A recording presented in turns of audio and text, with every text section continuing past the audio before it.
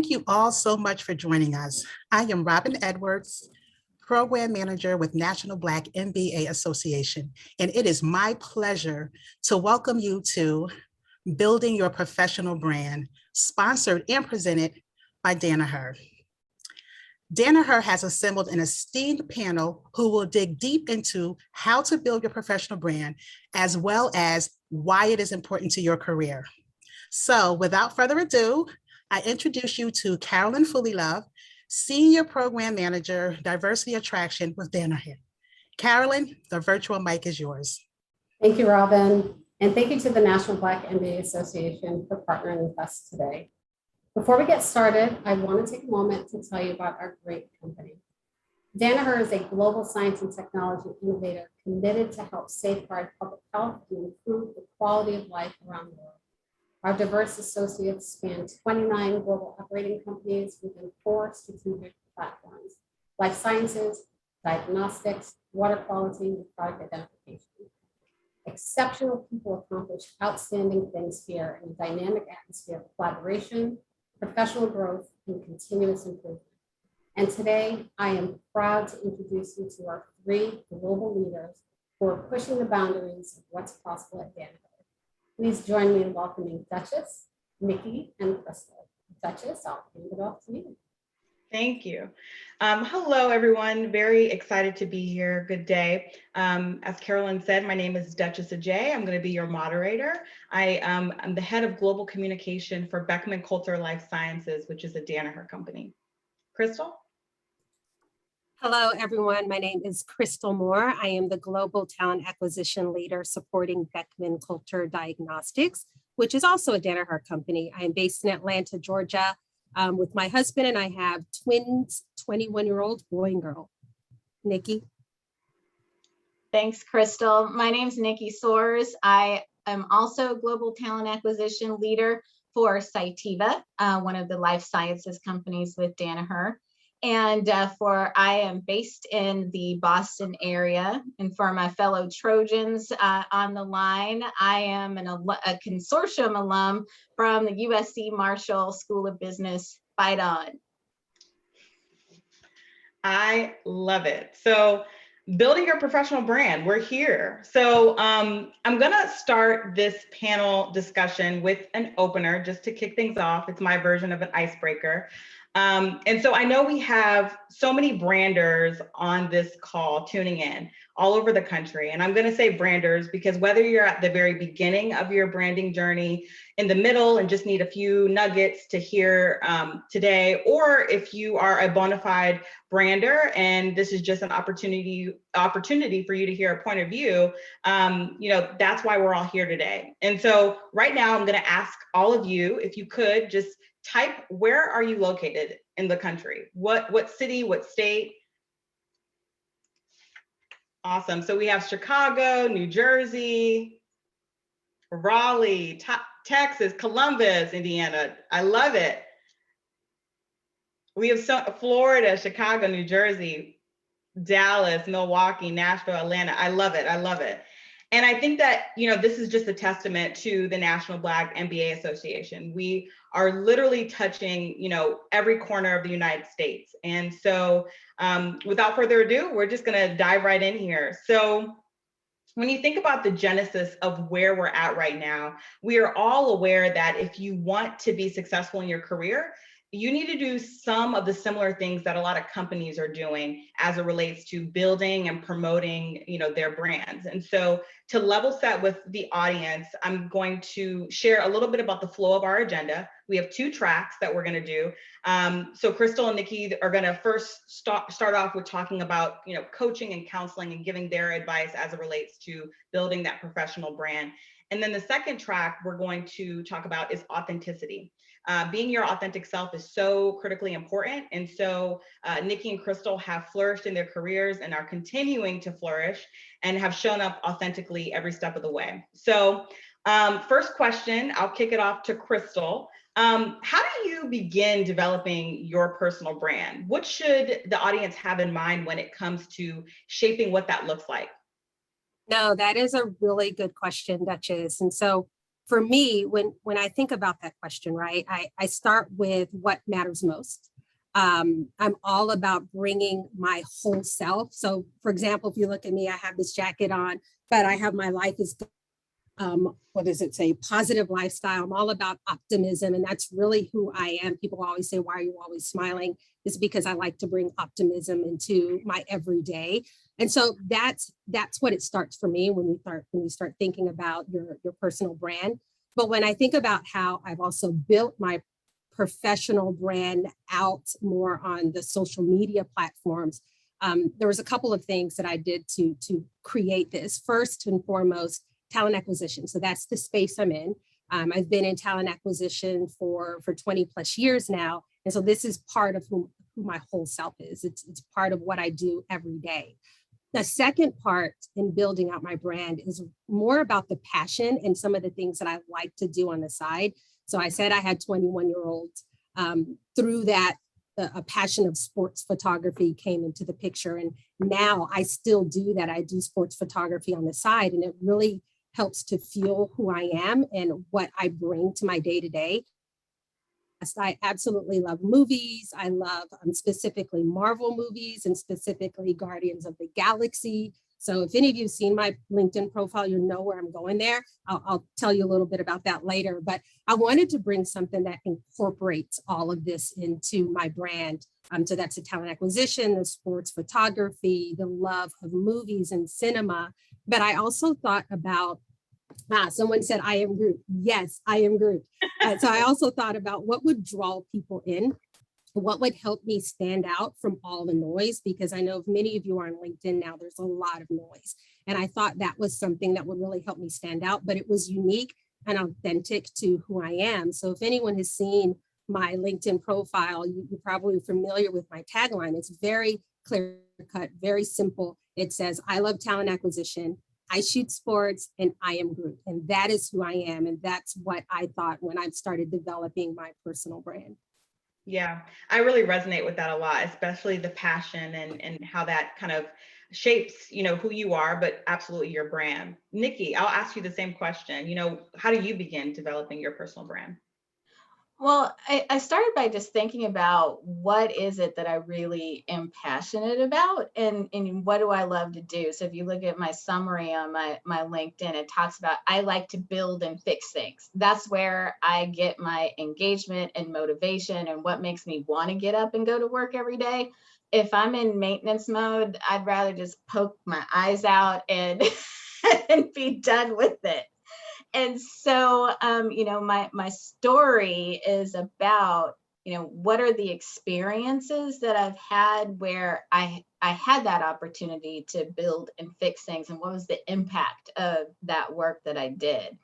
I used to do a training session around, building your elevator pitch and how do you, tell somebody about yourself in 30 to 60 seconds. And it's really about thinking through what are those 5 to 7 nuggets of information that you want people to know about you, and how do you connect the dots between those nuggets so the story flows and it's easy for people to remember. Because if you've got things that are all over the place, nobody's going to remember what you're about. So you have to be clear and focused and connect the dots for people so they can follow along with you.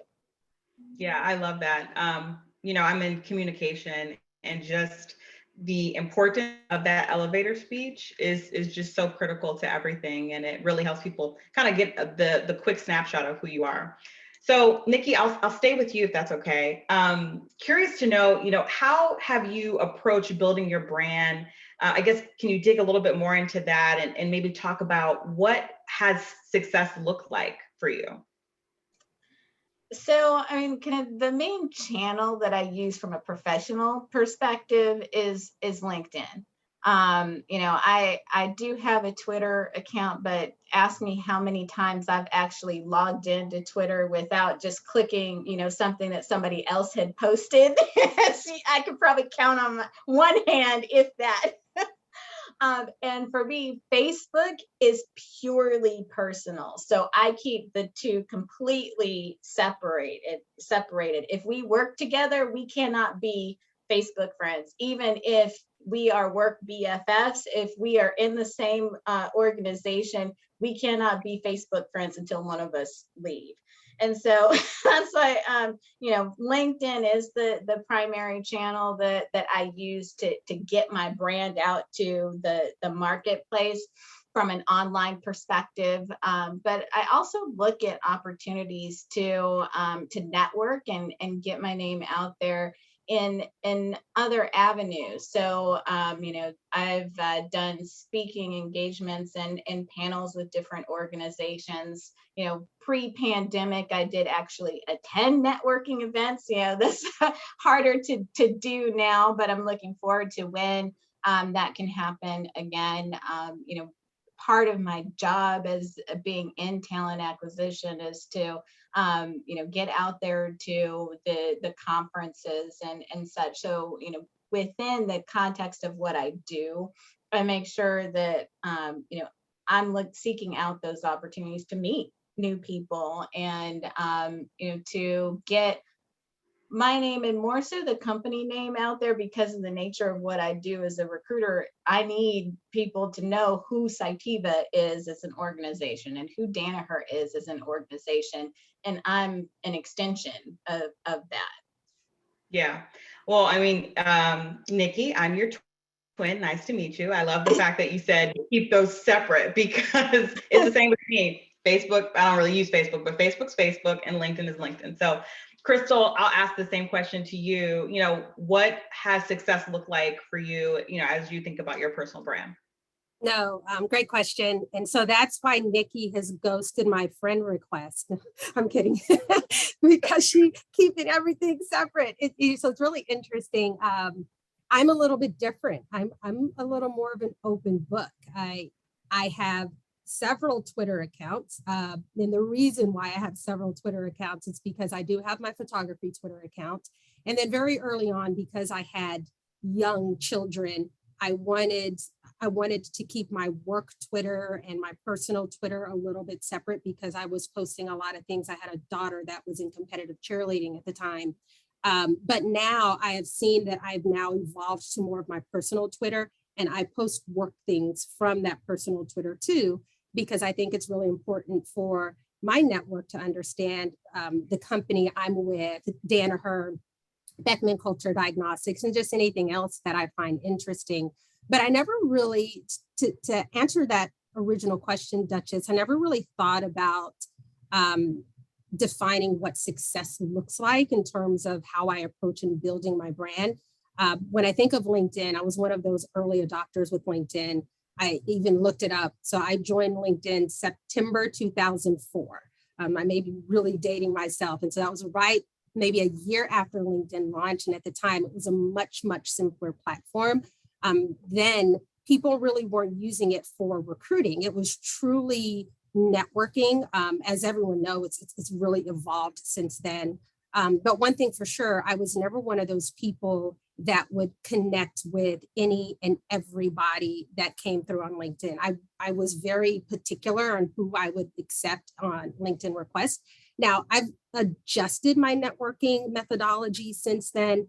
I'm still a little choosy, but as long as I see that someone's connecting with me because of something that they're really interested in I'm doing, or maybe what my company's doing, I'm happy to network with them, as long as they're not coming to sell. But building my brand has really evolved over the last 15 years or so. I would say maybe 5 to 10 years ago, I wouldn't even take the approach that I'm taking now on social media. I am now, when I look at my brand, this is who I am, take it or leave it. So if someone doesn't like what I'm posting out there in my professional brand, and they may want to disengage, that is fine. Because at the end of the day, I'm building the brand for myself. I'm trying to help build the brand for the organization that I'm working for. And if it doesn't resonate with someone, I'm not going to try to mold myself to fit into what someone else likes. So if I could put, I guess, a success metric on there, it's really about how engaged people are when they interact with me. So if I post something and they comment and I engage back, or maybe I post something and months later someone comes up to me or sends a message to me and say, hey, something that you posted 3 months ago really resonated with me. I had a candidate actually that I never tried to recruit myself, but they messaged me and said that they just started with one of our Danaher companies back in January. And that was a lot through some of the engagement. And I wasn't trying to recruit him specifically. So when I think about a lot of those success metrics, that's really what matters to me. I want to make sure that I'm also giving back. So as you think about, or anybody that's on the call, as you think about building your brand, make sure you're not going out there just posting. Make sure that you're out there engaging and you're liking and you're reacting and you're having meaningful conversations, because that for me is that success metric. And the LinkedIn algorithm will also show it, because after a while, if you're posting and no one is really seeing your content, it's because there's no give and take. So that was a very long-winded answer to your question, Duchess. No. I appreciate that. Go ahead. No, I wanted to add to something that Crystal was saying around, posting as her authentic self. And, I have found on LinkedIn, when I post things just, being that are more personal in nature, I tend to get a lot more engagement than, if I'm just sharing, articles that I've seen, or other company content that I put out there. So, the more personal you can make it, the more engagement I think that you're going to get. And, while I don't know all the secrets of the LinkedIn algorithms, the more engagement you have, the more likely you are to show up in searches when people are looking for, someone that has your kind of skill set and background. Yeah, no, I completely agree. Quality, but also being very strategic along the way, I think is super helpful. So I see some questions coming in, and we are going to get to those Q&A toward the end. But Nikki, I have to just mention something. Someone wrote #boundaries. So there's someone else out there like you too. Okay, so we know networking is important for both the job search and career advancement. So I really want both of you to hit on, professional networking and when building your brand. So Nikki, can you take this question first? Yeah, so I'm gonna date myself, but I graduated in a year that started with a 19 rather than a 20 from business school. And I think I've lost count, but I think I've been at 12 different companies since I graduated from business school. And I think all but one of the moves that I made came from a connection I had either through the Trojan network or the consortium network. And so, those are two really powerful networks that, I've had access to by, the privilege of having an MBA. And, that warm introduction, being able to reach out to people and understand more about what was going on with the company and the opportunities that they had, really helped to enable me to make those moves that I've made. And then as I think about moves I've made within an organization, so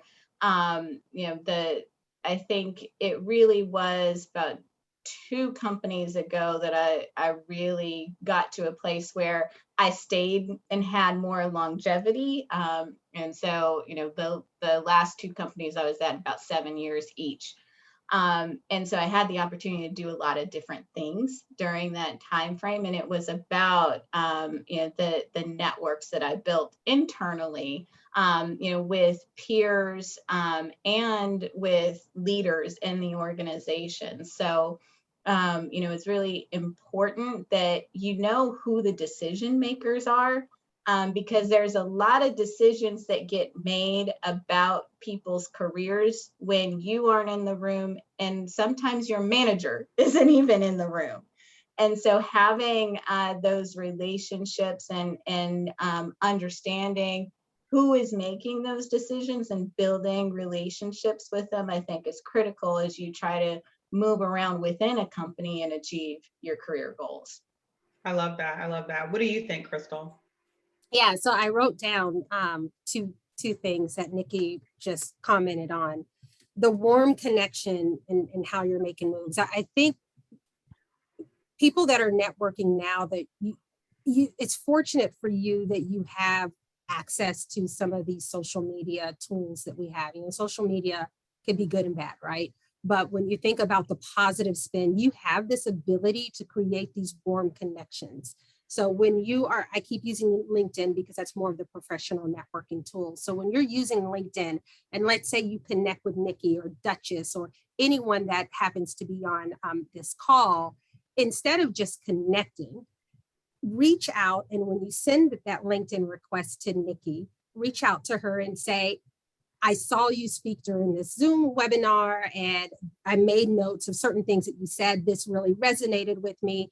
And then go into what you might be interested in pulling from Nikki. And Nikki will reach back out, I'm sure. But I think these warm connections, and I bring it up because there are many times that we get a lot of connection requests, and sometimes I'll get a connection request and they'll say, what jobs do you have for me? Like, well, here's our job board right here. But is there anything else that I can specifically help you with? And I try to engage and interact with everyone. So I wanted to make that, that point from her comment. But the networking internally, oh, that is so key. I have to say that being at Danaher, I've been very fortunate. I was part of many of the ARGs, associate resource groups, or you can call them employee resource groups. I was also part of the steering committee for the Women and Friends, but I'm a very active member for all the ARGs that we have. And networking internally is so key. If you're part of an organization now and you're not a member of any of the ARGs or ERGs, make sure that you get that opportunity to network.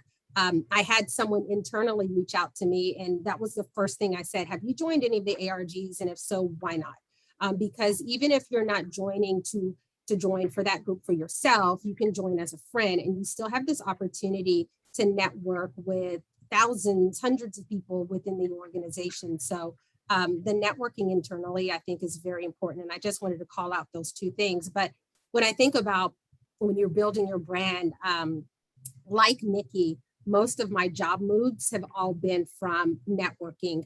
Either someone reached out to me because we were networked at some point or connected some point and said, hey, there's this opportunity, would you be interested in considering it? But all of my opportunities have come through just these networking channels. And sometimes it's people I haven't even met face to face. So I think you're all very fortunate that you have these tools. Within talent acquisition, we use these tools very frequently. I can't tell you how many professional recruiting groups that I'm a part of on Facebook.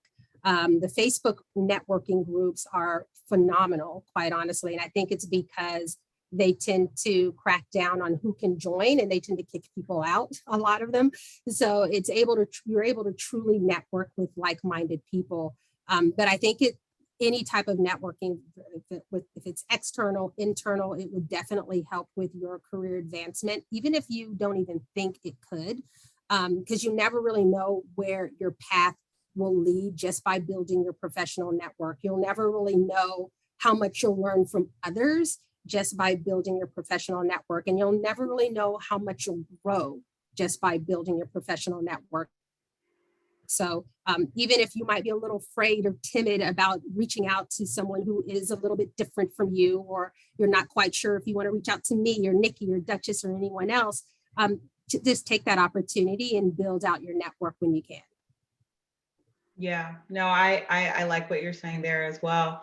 I feel like that's a beautiful segue to a question that I'm going to ask Nikki about introverts. Where are my introverts out here? Because not everyone, is just very forward and out there. So Nikki, curious to know, what advice can you give for those introverts who are finding their networking to be a challenge, or those who are new to networking and just need a little bit of help getting started?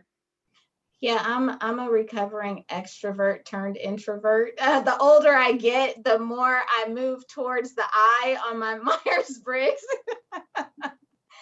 And I I think it you have to think about what's going to work for you, and what spaces do you feel comfortable. So for some of you, that may mean that you start out with online networking opportunities rather than face to face.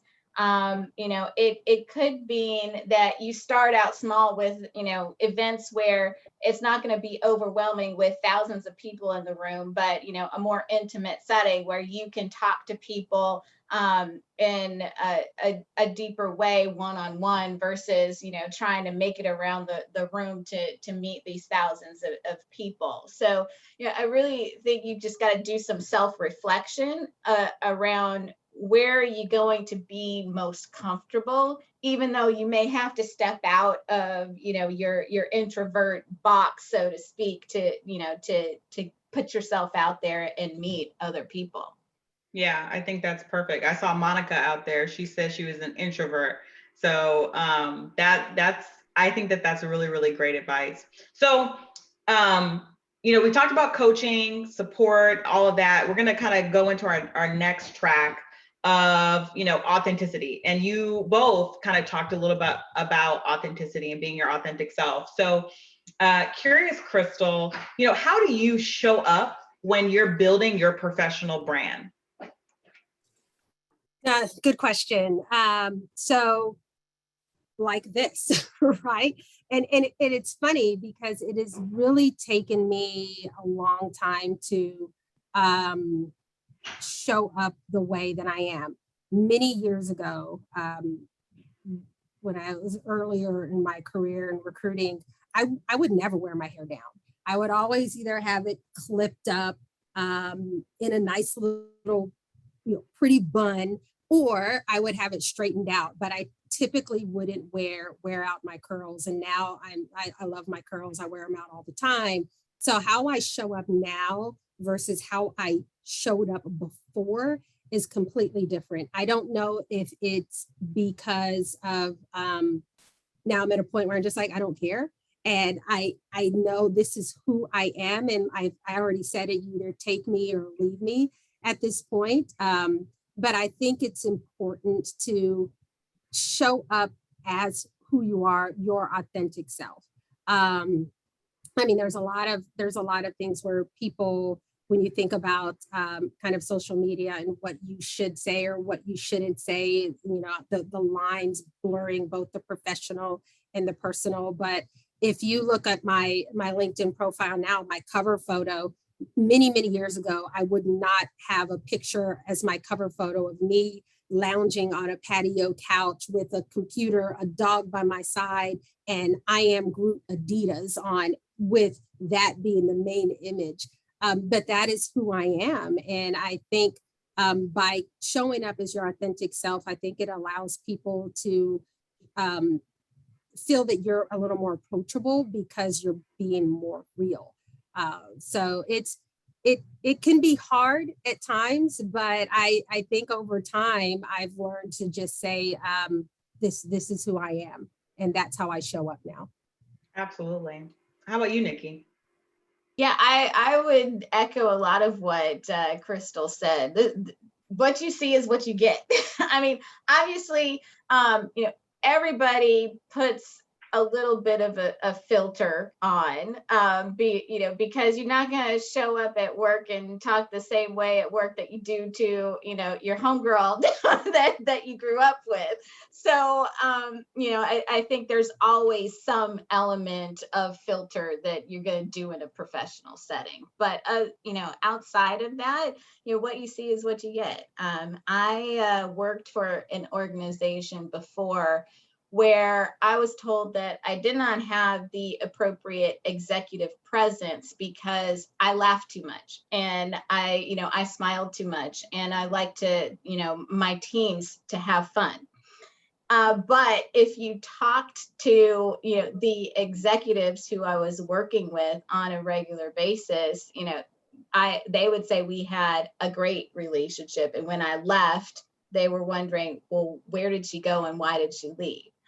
But another incident happened where, and this was the tipping point for me that said it was time to go, and that I was interviewing for a different role in the organization, and interviewer was a white male. And as we were talking, he paused and he's like, you seem really comfortable with yourself, as if that was a bad thing. And at that point, I knew it was time to go because I was never going to be able to get where I wanted to go by being who I am. And I can't do my best work unless I have that freedom to just be my authentic self. And I found that authenticity has really, played well to my leadership and the connections that I have with the teams that work for me and the teams that I work with. Absolutely. Yeah. I mean, you always have to stay true to yourself. That is number one. So we have clearly a riveting conversation, lots of activity going on in the chat, but I'm going to kind of end with this question. So it's kind of a long question. It's kind of a loaded question, but hopefully you guys can follow me, right? So I would say that we're kind of at an inflection point right now in our society. And I think no matter how much we try to avoid, political and societal elements that I feel like at times bleed into our professional life, it still happens. We want to separate them. And so, for instance, the unrest with Black people in this country, the immigration activities happening at the border, transgender and Asian hate, and the list goes on. I can name so much more. And so, I can say as a communication practitioner that I have had to integrate these types of topics even throughout my own brand. But I'm talking to the experts here. So I'm curious to know, does this ever come up in your personal brand? Do either, one of you address or incorporate this type of subject matter into your brand, on LinkedIn when these types of things happen in our society, or do you just refrain from talking about it? So Crystal, I'll go to you first. Yeah, I would say several years ago, I would have refrained. I would have bit my tongue. But I feel like we're in different times now. So we recently, within Danaher, we have what's called a Day of Understanding, where our leaders have this opportunity to speak to our team. And we talk about, most recently, I talked to my team about intersectionality. And I had several people on my team reach out to me after the fact and said they have never been part of an organization where they felt that where they felt they could be so free to have these conversations on what's happening in society. And I think because I'm part of an organization that allows that amount of managerial courage and having these conversations, I feel that it's also given me that courage to be able to go out there and be authentic and post how I feel and how it's affecting who I am and what I bring to work. Because at the end of the day, of what's happening in our society, it could be affecting me in my day-to-day. It could be affecting how I am with my team or my stakeholders. So I think it's important to put that out there. And I would say it's taken me years to get that way. And I don't know if it's because of the company I'm with or the leaders that are on my team or some of the other people that I've met through the ARGs, but I now have that confidence to go out there and infuse what's happening, both personal and professional, and putting out there my professional brand. Absolutely. I love that. And, everything that's going on with the world right now, social media, this incredible talent or this incredible war for talent. I think, showing up in that way is beautiful. So, I mean, Nikki, what do you think? Yeah, I think my answer is very similar to Crystal's. Now, I don't, start every conversation at work with, well, as a Black woman, but I'm not shy about sharing my experience as a Black woman in the workplace, when it's relevant to the conversation. I won't shy away from sharing that. And same with on LinkedIn, I would agree with Crystal that, up until a few years ago, I probably wouldn't have, shared anything about, race or gender issues. Whereas I'm more comfortable about doing that and, sharing information about, especially in our space of recruiting, about, issues of race and gender as they relate in the talent space, and the war for talent and the challenges with getting people of color and women into corporate America, and what can be done to increase the populations of women and people of color in organizations. And so, I think that's where I'd say I'm very similar to Crystal on those points. Yeah, and I think that's equally beautiful. I mean, that's obviously why we're having this conversation. Both of you are just incredible. I mean, I see both of you as sort of my North Star when I look at, brands out on LinkedIn and what you've been able to do to really, be true to yourself. And so I think that's beautiful. So that's kind of the end of, I guess, this portion of our conversation. So I'm going to ask Carolyn, we've got a lot of activity in the chat. I saw a lot of Q&A going on. So you want to take it away with some Q&A? Absolutely. Okay, so first question, is it better to be everywhere with your branding or be more selective and focused? Can you oversaturate the market? I don't know if it's really an issue of oversaturation. I think it's about putting your focus where it's going to have the biggest payoff. Because you can spend a lot of time and energy blasting everywhere, but if that's not where your target audience is, why are you putting the energy there?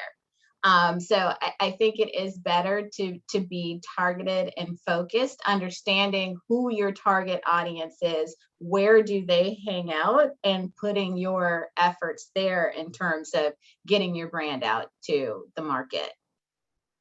Great. Thanks, Nikki. Crystal, do you have anything to add? No, I would echo that. I would also just add, what do you want to get out of it? So if it's something that you're trying to, if it's like a two-way type of engagement, think about what type of platform will really help to leverage what you're trying to put out there.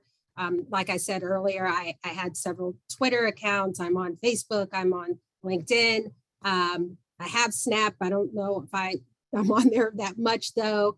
I'm not on TikTok. But there are some things that I do for more personal. There are some things I do for my more Danaher type of brand. And then there's some things that I do very differently for my photography brand. So you really have to think, okay, what do you hope to get out of that brand, and how engaging do you want to be with, like Nikki said, your target market? Great. Thank you. All right, next question. How do you find your niche when you're building your brand? Well, for me, I think it was just thinking about what were the types of jobs I did and the type of work that I did that I liked the most. So, I said that I like to build and fix things. And it was just doing that reflection around where did I do the best work? What kind of environment was I doing the best work? And, what were the elements of that I really enjoyed? And that's how, I figured out how to position myself with the personal brand, and, thinking about the types of opportunities that I pursued. If it's not something where I get to build or fix something, then it's not worth my time to go after it, because I'm not going to be engaged and therefore not going to do my best work. Yeah, it's funny, that question, because it's something that Nikki and I have had a conversation before. It's interesting. Even though my brand doesn't say I like to build things, but I also don't like sustain mode. I don't like to come in and just happen to just be sustaining everything. I do crave that that type of building, developing. And I think sometimes some of the things that I do post, I may post things to that respect. But when you think about how I created my niche, I think it's just where my passion lies, right? For me, like I said earlier, it was more about the talent acquisition, and talent acquisition can be so vast. It could be really recruiting and acquiring people for roles. It can be recruitment marketing. It can be the data and the operations and the analytics behind it, which I love, by the way. But then I also love shooting sports. I'm always on the field, rain, sleet, snow, in the dirt, lying on the ground. And that is just who I am. And it wasn't until maybe this past year that I even started putting those types of pictures out on LinkedIn and started to see a lot more engagement there. Maybe over time, I'll be able to weave that photography into talent acquisition and have like recruitment marketing, recruitment branding type photos. But you never know. But it's bringing that passion into your niche and then just starting from there. Great. Thank you. So I do have a couple of questions around switching industries. So what if you're branded in a specific industry, such as government, and you're pivoting out of that environment into a new career? What advice can you give?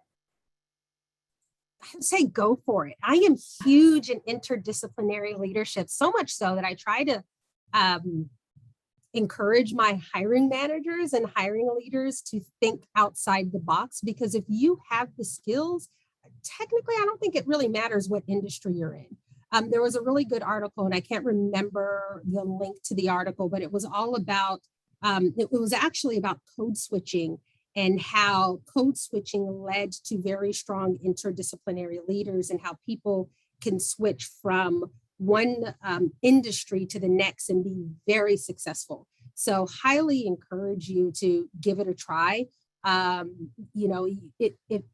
There are a lot of leaders out there that encourage people from different industries. I have an opportunity for a technical support role, and the leader came from our water quality industry into our diagnostics business and never had any diagnostics business industry experience ever. And he's successful in that. So I would highly encourage to just give it a try. And if you don't try, you don't know. So just give it a try. Yeah, I don't know if that question came from a current student or, experienced professional with their MBA. I mean, if you're a current student, this is the ideal time to make a career switch. It's going to be the easiest time in your career to make a career switch, because employers know you're at this point in your life where you're looking to make a switch. So they're going to be looking more at what are the transferable skills that you can bring into the organization. But even if you are experienced professional member of Black MBA, I think leveraging this incredible network that you have access to is going to be important part of how you're able to make that transition out of government to another industry, because there are members from just about every industry imaginable. And so take the opportunity to go to the local chapter events, whether they're virtual or in person now, and meet other people who are in the field that you want to get into, and use those connections to help you make that switch. Great, Yeah, thank you. and let me add to that, because that's a really great point that Nikki made, and that ties into what Nikki said earlier about the warm connections. If you take that opportunity to reach out to someone and use that opportunity to say, okay, I see that you are in this industry, that's the industry I'm in now, and you made that switch. How did you do it? So it's a really good segue to at least get someone to realize that you're very interested in engaging with them versus just connecting, and, make that opportunity to make that switch. Awesome, thank you. And I do see in the chat that there are a few career pivoters commenting as well. So thanks for sharing that. I do have one that came in. So someone was told it would take up to 7 years to build up their nonprofit brand. Is there any way to cut that time in half? Up to 7 years to build up. I'm sorry, I didn't hear exactly what you said. Their nonprofit brand. Oh, okay. Is there any So way to cut that time in half? in terms of building a new nonprofit organization, it sounds like. Or just building their brand and reputation, possibly?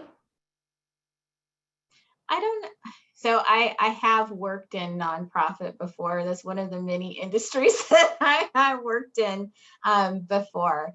And, as I think about the one that I worked with, I worked for Management Leadership for Tomorrow. So when I started working with them back in 04, 05, they were, a pretty small organization, handful of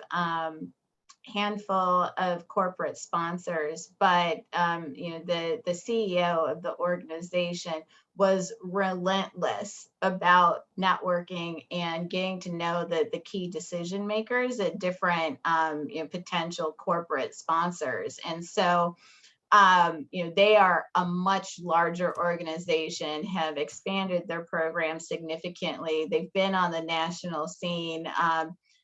I don't think it hurt that the CEO's sister is Susan Rice, but I think he also put in a lot of the work that was needed to brand the organization, to get them in front of the key decision makers he needed to get more money to continue to build the organization.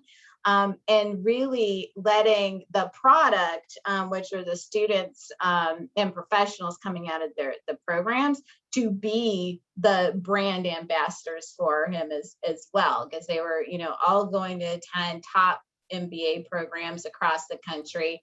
They were going into, prestigious corporations, and could be those brand evangelists for the organization as they came out of the program. And so I think that I don't know exactly how many years it took to get to the point that he's at, but I think those steps that he took did accelerate the time frame to build the organization to what he envisioned it could be.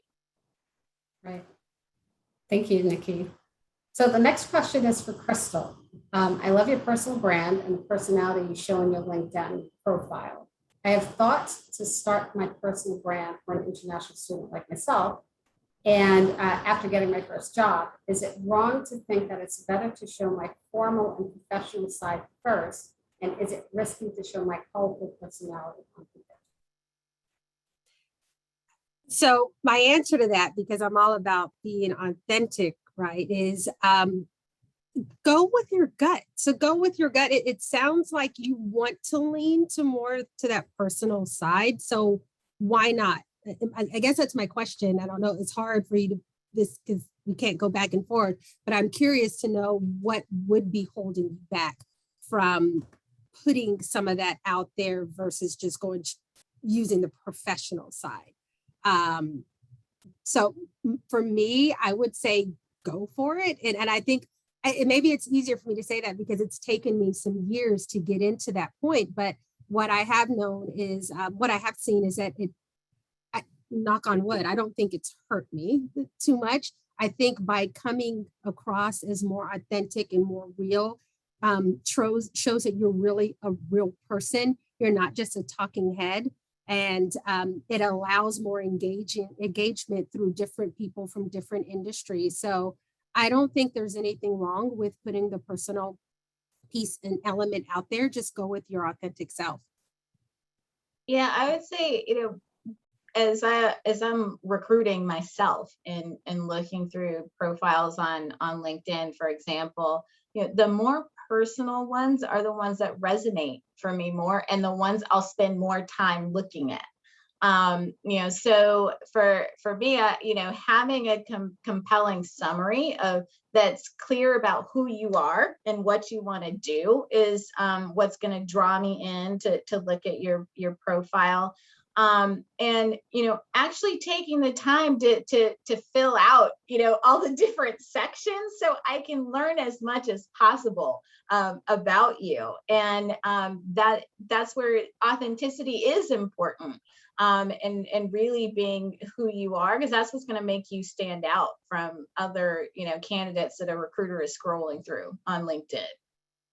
Yeah, and just to add to that, as you're building out your profile, if we're talking about LinkedIn, you also have that opportunity to highlight the things that you want people to see first. So if there are certain elements that really stand out and make you shine, go ahead and highlight that, put that to the top. It could be maybe posts that you've posted yourself or content that you've shared, but you can have these little highlight features that show up at the top versus having people to scroll through. So make sure you have that opportunity to do that.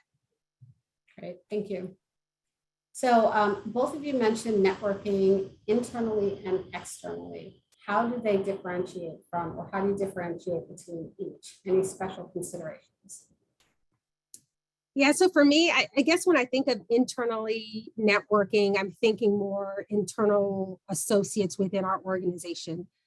So Danaher being so large and having multiple operating companies, what I try to tell people, especially new people that join our organization, is don't get stuck in your silo. Someone once asked me, how do you know all these people from water quality, product identification, all these different operating companies? It's because I'm taking that opportunity to go out and interact and engage. Anytime I see someone that's new to the organization, I will send them a connection request because they're new to the organization and I want to welcome them in some way. And then I never know how I may need that person later on through any of the things that I may need support on. So in networking internally, anytime I attend any internal webinars or internal ARG events, sometimes I take that opportunity to see the list of attendees and I'm sitting there sending them connection requests on the side. I do the same thing.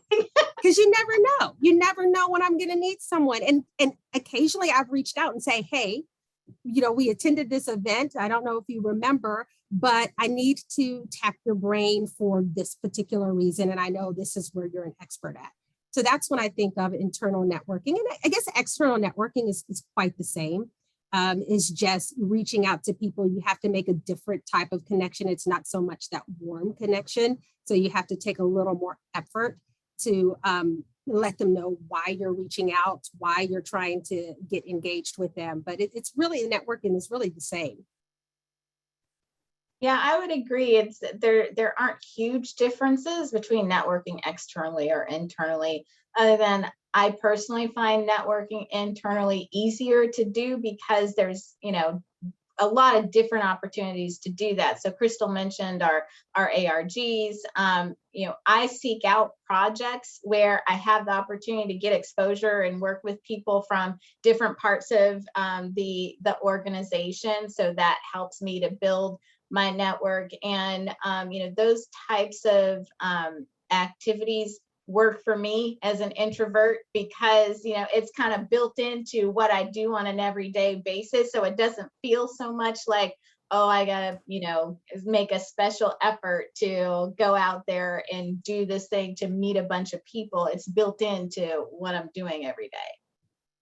Great. Thank you. So one last question before I'm going to kick it back to Duchess. So what about mentorship? Can you network up to the next level? So, I think it depends on the organization. Some are going to have formal mentor and sponsorship programs. I've found personally that those informal mentoring and sponsorship relationships that I've been able to build have been much more helpful to my career than being part of, kind of corporate sponsored where they pair you specifically with, a leader in the organization. So yes, I think mentorship and sponsorship is really important.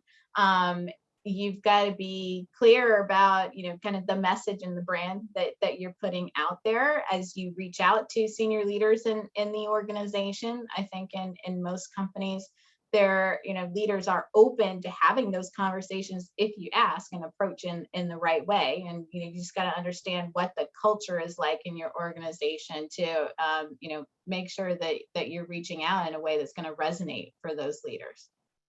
Great. Yeah, you know what's funny is, and I'm not gonna lie, it wasn't until last year that I even knew what sponsorship meant. I had no idea what that meant. I always heard about mentorship, and someone asked me, "Well, you have to have a sponsor." I don't know what that means. And then I started reading some articles, and I found that it's not uncommon for Black women, women of color that didn't even know what sponsorship meant. And I was like, oh, well, I guess I'm not the only one. But I would have to say, to Nikki's point, I feel along the way, the informal mentorship has really helped me. Seeing people that I look at their career and I'm like, okay, how did they get there? And having that opportunity to have those conversations. And as long as you approach it in a certain way, don't just reach out. So how did you get there? Can you help me? So have more of that. Remember, it's kind of two ways, right? So make sure you're very engaging and make sure you help them understand why you're reaching out to begin with. But for me, I would definitely say the mentorship informal has been key in helping me throughout my career. Sometimes it isn't just by me asking, it's sometimes people just giving me some of that feedback. And it's interesting. I see someone else said they just heard about the word sponsorships. We're not the only one. I think we need to do a better opportunity to help people understand what that really means. But I would say if you have that opportunity, whether it's formal or informal, take that on for yourself and don't wait for someone to do it for you. Sometimes you have to do it yourself and reach out to the right people. Great. Yeah, there's a book called Expect to Win by Carla Harris. And she talks about the importance of having a board of directors. So, it's having an advisor, having a mentor, having a sponsor. What's the difference between those roles, and how do you go about identifying those people to help you in building your brand, building your network, advancing your career? I don't read a lot of business and leadership books, but there's a handful that really resonated for me, and this is one of them. Great. Thank you. Well, thank you all. We're almost at the end of our time, so I'm going to hand it back over to Duchess to close us out. So thank you, ladies, so much for today. Thank you so much, Duchess, Carolyn. yours.